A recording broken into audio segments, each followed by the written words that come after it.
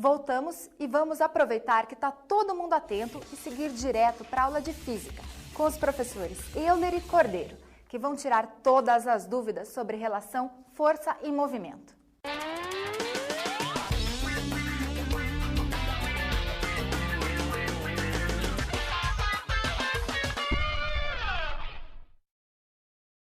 E aí, moçada, beleza? Eu sou o professor Euler. E eu sou o professor Cordeiro e hoje vamos revisar com vocês alguns tópicos da física. Reservamos para essa aula basicamente duas coisas. A primeira, a relação entre força e movimento. E a segunda, usinas geradoras de eletricidade. Nosso objetivo é fazer uma revisão tanto para a prova do Enem quanto para vestibulares tradicionais. Olha, para você analisar as relações que existem entre força e movimento, existem várias equações possíveis. Nós vamos utilizar basicamente duas aqui. Primeiro, a segunda lei de Newton, força resultante igual a massa vezes aceleração.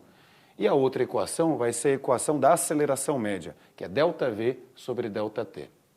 Para isso também nós vamos fazer algumas restrições de uso quanto às equações e quanto às situações analisadas. A primeira restrição que a gente vai impor hoje é que os movimentos analisados sejam do tipo retilíneos.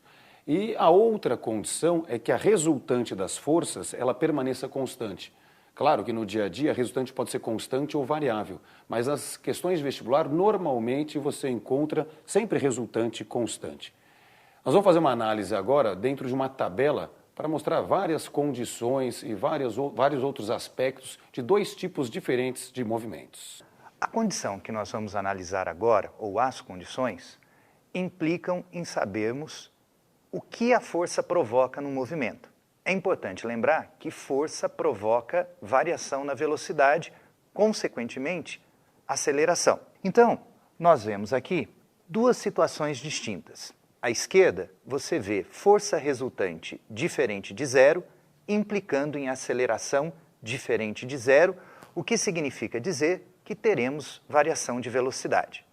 À direita, você vê força resultante igual a zero, implicando em aceleração também igual a zero, o que significa não existir variação de velocidade.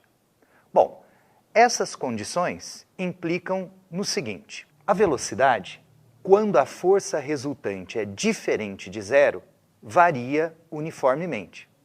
A gente tem que lembrar que se a força provoca variação na velocidade, consequentemente uma aceleração, implica na velocidade variar, mas se a força é constante, ela varia uniformemente. Quando a força é igual a zero, a aceleração é nula, o que vale dizer que a velocidade é constante, porque ela não varia. Um próximo detalhe é a classificação do movimento. Se a força resultante for diferente de zero, implica em termos um movimento retilíneo uniformemente variado. Mas se a força resultante for zero, aceleração zero, duas situações são possíveis. O corpo pode estar em repouso, velocidade zero, ou o corpo pode estar em movimento retilíneo uniforme, velocidade diferente de zero. E para se estudar esses movimentos, existem equações que o professor Euler vai comentar a partir de agora. Vamos lá então, vamos dar uma olhada nas equações sobre movimento retilíneo uniformemente variado ou movimento retilíneo e uniforme. Para o movimento uniformemente variado, a equação do espaço em função do tempo fica essa aqui, ó, S igual a S0 mais V0 vezes T, a aceleração sobre 2 e o tempo ao quadrado. Já se o movimento é do tipo uniforme, a equação do espaço versus tempo é S igual a S0 e mais VT.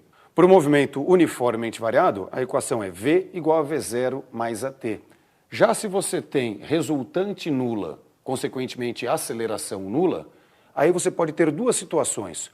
Ou a velocidade é constante, mas igual a zero, quando o corpo permanece em repouso, ou a velocidade é constante, mas diferente de zero, o que caracteriza o movimento retilíneo e uniforme. Bom, e por último, vamos analisar a chamada equação de Torricelli. No movimento uniformemente variado, a equação de Torricelli é escrita como velocidade final ao quadrado igual a velocidade inicial ao quadrado mais 2 vezes a aceleração e o ΔS. Aí você pergunta, e essa equação Torricelli pode ser usada no movimento uniforme? Olha, por mais que a gente não costume utilizar, se você pensar no movimento uniforme, a aceleração escalar vale zero. Com isso, na equação do Torricelli, aquele último termo 2a ΔS se anula e sobraria apenas velocidade final ao quadrado igual a velocidade inicial ao quadrado. O que significa dizer que a velocidade final e a inicial são iguais, ou seja, a velocidade permaneceu constante, o que caracteriza realmente o movimento do tipo uniforme. Muito bem. Com base nisso tudo que nós vimos, agora vamos ver algumas perguntas que utilizarão desses conhecimentos. E a primeira é a seguinte: para existir movimento, é preciso a atuação de uma força? Para responder,